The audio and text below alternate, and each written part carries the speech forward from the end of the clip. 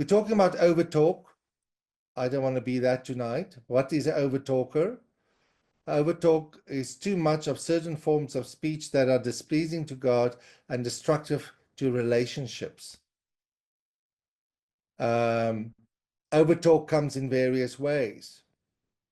The sluggard will say there's a lion outside. We're not going to say they're always looking for a reason not to do something because they're lazy. Overtalk can come in the form a person just repeats a manner or a matter over and over. So, oh, did you hear? And they get to the next person. Oh, did you hear? Did you know this? That's overtalk. Another way of overtalk is self-recommendation. I'm the standard of doing it correctly.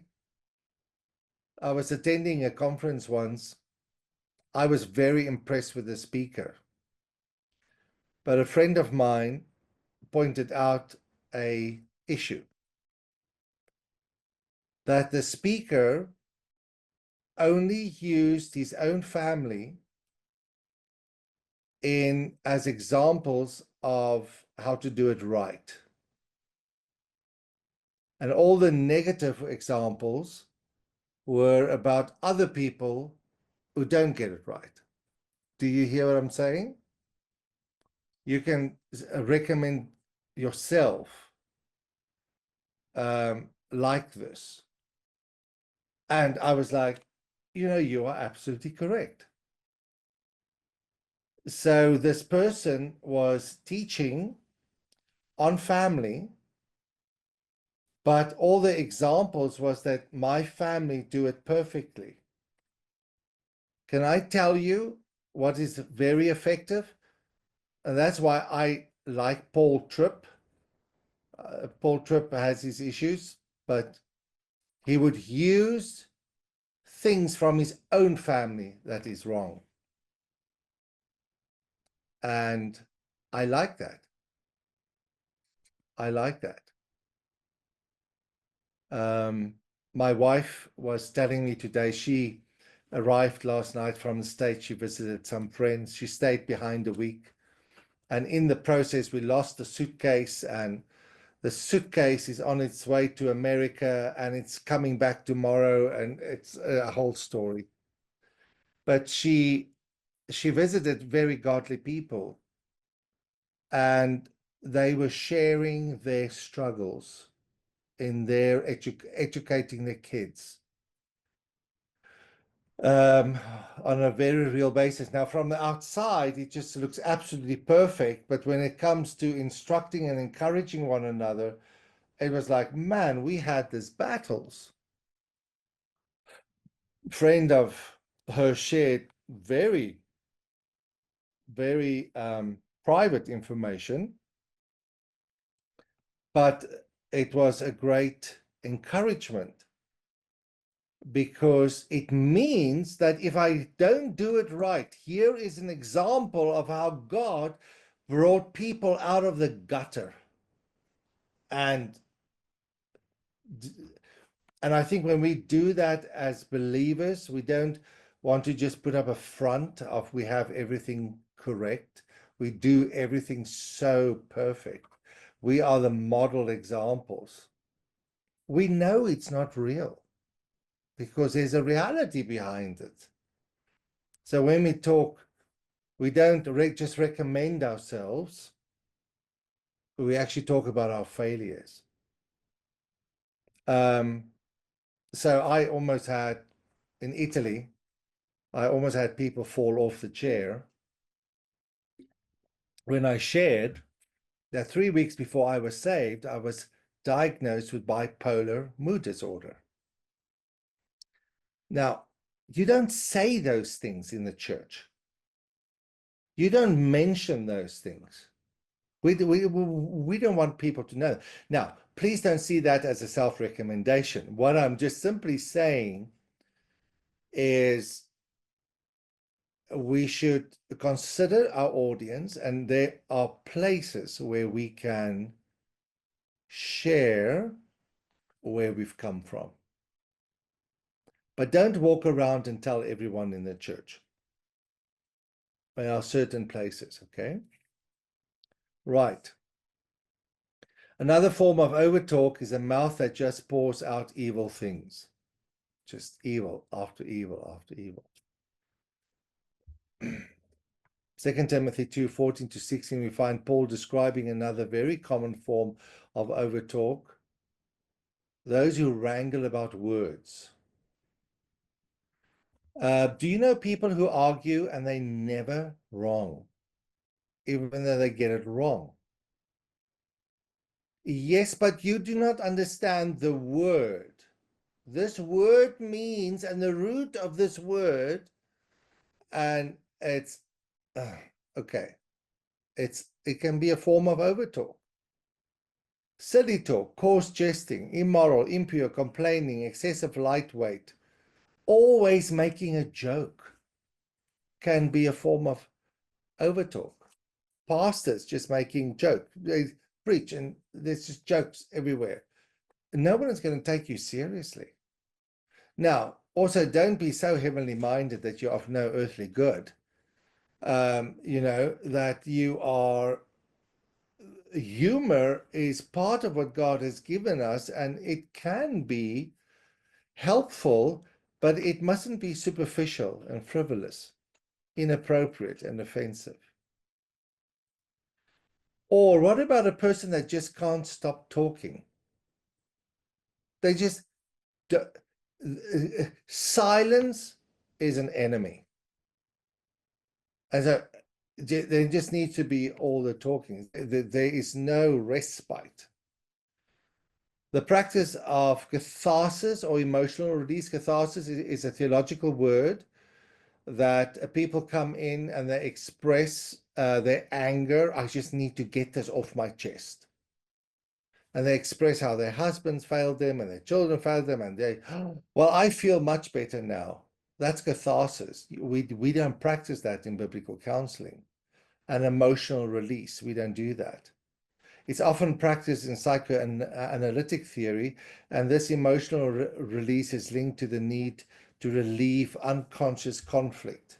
No, it's just plain sinful. Okay? Proverbs says, where there's a multitude of words, there will be sin. Just talking and talking and talking. Or chatter about things that lack substance.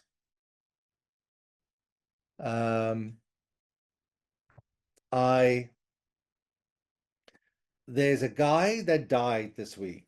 Yes, there's many that died. Liam, someone. He's a pop idol. Okay.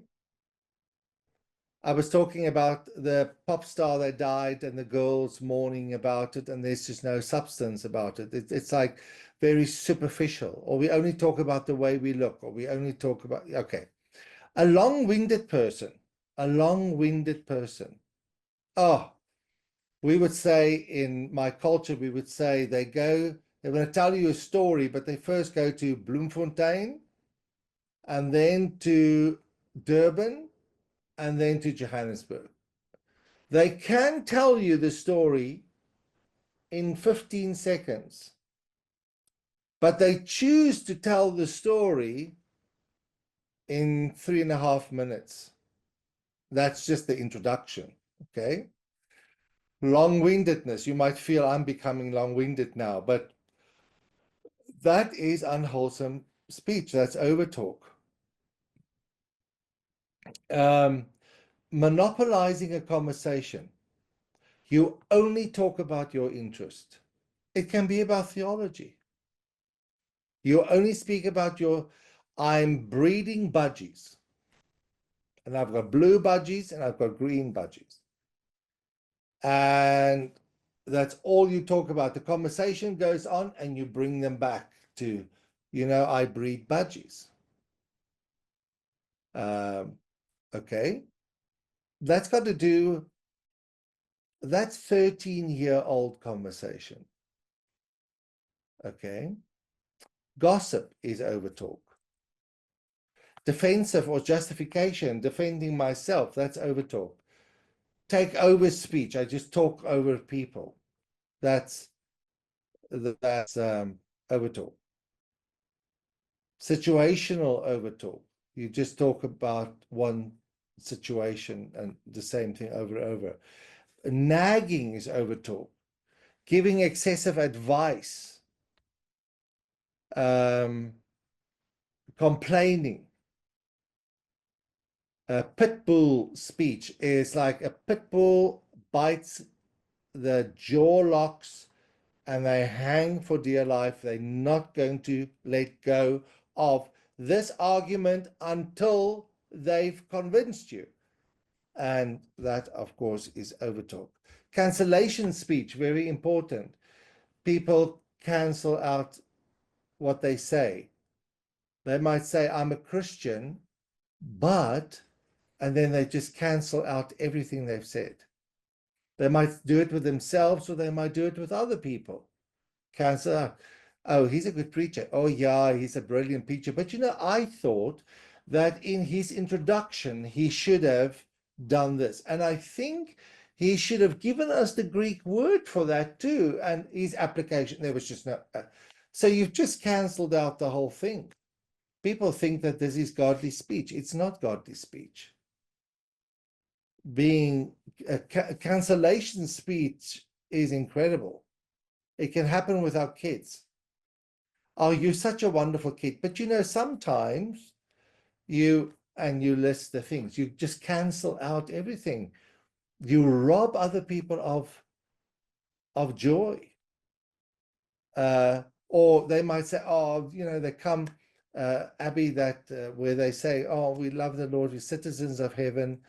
But there's government and the people, the culture, and everything is just canceled out. Double I think it's double-minded speech, where you can speak the two opposites in the same sentence. Or W talks about those who talk after another person. Have you ever been in a conversation and while you speak, the person that you are speaking with starts completing the sentences? Have you seen that who of you have never seen that before? Okay, if you haven't, you need to get out of it more. But there are people, you say a sentence and their lips starts moving and they finishing the sentence. Have you experienced that? Who of you have experienced that? Okay, so I'm I'm not mad. very good at it. It's Lee. I'm very good at doing that. I'm working on Lee, that. I have an hour after our class to. I'm just joking with you. So people they want to finish the sentence for you almost, and then they chip in, and then that's overtalk. You want to counsel that. Overtalker contrasted with a prudent person. Proverbs 12, verse 23, a prudent person conceals knowledge, but the heart of the fool proclaims foolishness. It just gushes out. It's overtalk. The prudent man conceals knowledge, but the heart of a fool proclaims folly. The babbler proclamation of his ignorance is contrasted with concealing knowledge of the prudent. A wise person is very careful on what they speak about. The babbler just don't consider the audience. They don't consider the level of confidentiality. They just declare it. Okay. The babbler's speech is not based on scripture. The motor mouth shows no evidence of a fear of God. They just speak whatever comes to mind. The babbler's folly is synonymous with sin. The overtalker speaks dogmatically about things that have no basis in fact.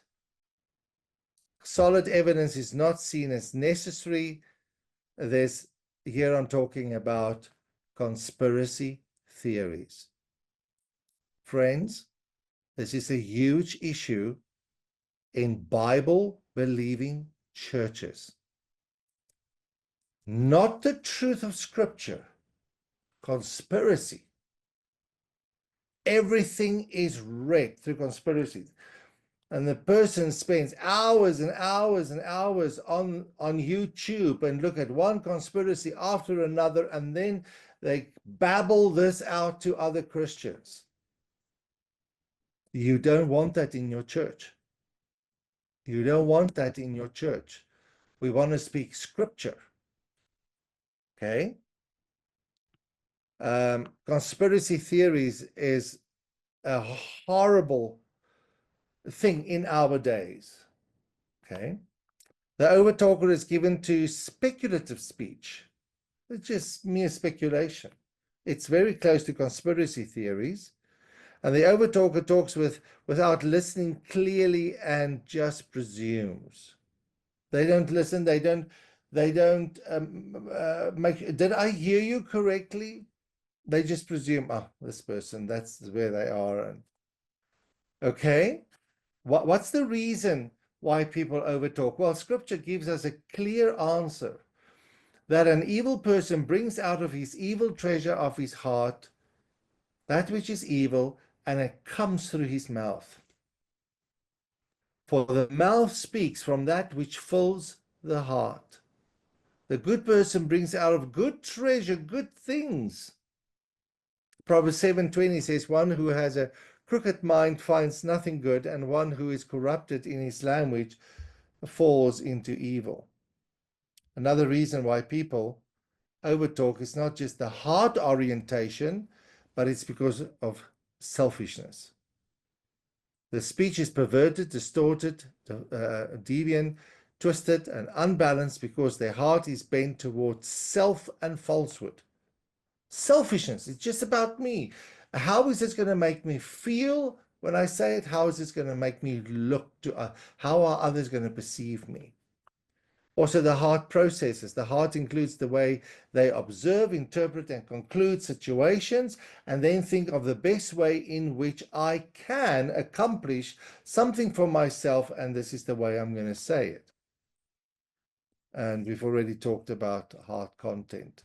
Control is very often the motivational issue in overtalk.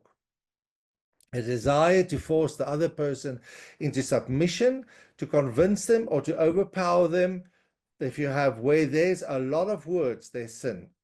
And this is often the sin. But sometimes people just speak out of plain ignorance. They just don't know anything. They just don't know anything. And sometimes this is true of young believers. And it does harm.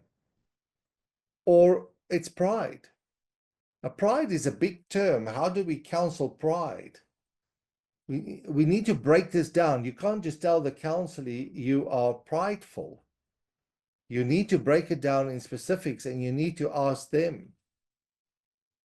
Let me tell you a story. So it's very funny. Maybe I did tell you the story already. So many, many moons ago, I was living in a beautiful little town called Robertson in the Western Cape, where I was the pastor of a quaint little church, and it just sounds very quaint, okay? It was very tumultuous. But in our church, and I was very good friends with him, was an Italian.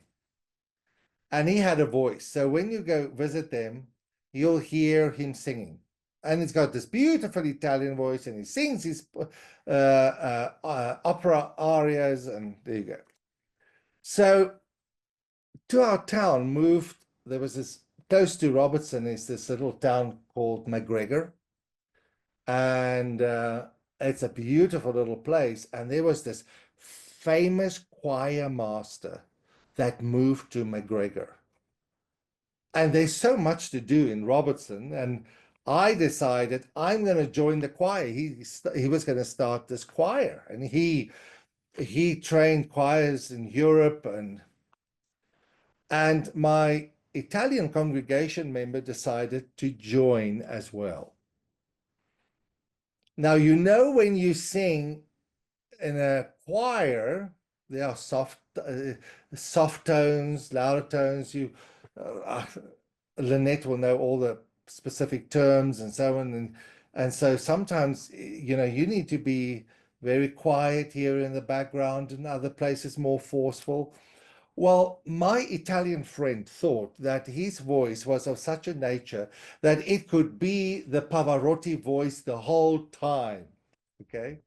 That's such a wonderful illustration of overtalk. And sometimes we just want to be heard. And it was 2 sessions, and he said, I don't think this is for me. Okay. The conductor was very glad about that, and I left probably another month later. I myself left because I didn't have the time. But the person that loves his own voice, the person that loves his own singing, we're talking here about pride, very often do not know it. They just don't, they just don't see the concept. And we have to be very careful moving in there with friendship, building trust, and gathering information to help people understand and asking questions. So, what does your family think about the way in which you say things? So, you don't have to remember what I said to you when you counsel people, you never tell them, you know what your problem is? You want to be Luciano Pavarotti, okay? That's not what you're going to do. You're going to read them scripture, and you're going to ask them to tell you what this scripture says. And then you're going to embroid, and you're going to ask them, so what do you think it means practically for you? You never come in with that little finger wagging and telling them what's wrong with them. So that means you need to know scripture. Are you guys with me on this thing of over talking? Contributing factors to overtalk, most important reason why some people overtalk is an impure heart. Is an impure heart. And Jesus mentions in Mark chapter 7, verse 21, he says, from within, out of the heart of people come evil thoughts. The evil thoughts, the word evil thoughts is the first thing, first contact. This is the umbrella term, evil thoughts. Now look what comes under that umbrella: sexual immorality, theft, murder, acts of adultery, deeds of greed, wickedness, deceit, indecent behavior, envy, slander, pride, foolishness. Speech sin is connected to the strings of the heart, and we need to counsel that. Okay? A prideful person does not delight in understanding, but only in revealing his own mind. If my voice can be heard and everyone do it the way I want it to be, that's a prideful person. Now, I don't know whether you are following American politics at the moment, but there's one candidate, no, both are like that, that are filled with pride, self-motivation, now I will recommend one of those above the other, as there was this great interview with a pastor from Detroit, and people were just saying, what do you do with his brash mouth, with Trump's brash mouth? He said, I'm not calling a pastor. I'm voting for a politician that can do the job, okay?